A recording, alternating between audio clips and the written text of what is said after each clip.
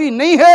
میرے پیغمبر نے فرمایا لو کان بعدی نبی لکان عمر، اگر میرے بعد کوئی نبی بننے کی صلاحیت رکھتا ہوتا تو وہ عمر بن خطاب ہوتا۔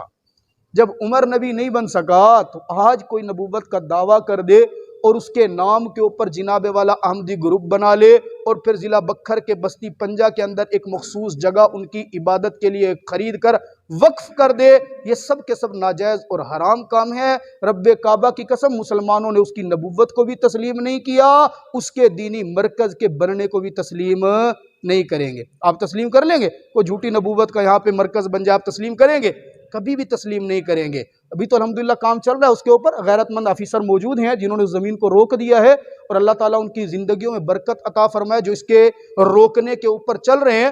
انشاءاللہ اللہ نہ کرے وہ وقت آئے، اللہ نہ کرے وہ وقت آئے کہ کوئی بزدل آدمی آ کر ان احمدیوں کے دباؤ کے اندر آ کر اس زمین کو دوبارہ الاٹ کرنے کی کوشش کرے۔ اگر ایسا کیا گیا تو خدا کی قسم ہم مسلمان پیچھے ہٹنے والے نہیں ہیں۔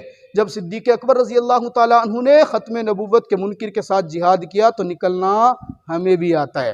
بات سمجھ آ رہی ہے؟ میں عرض کر رہا تھا جناب عمر بن خطاب رضی اللہ تعالیٰ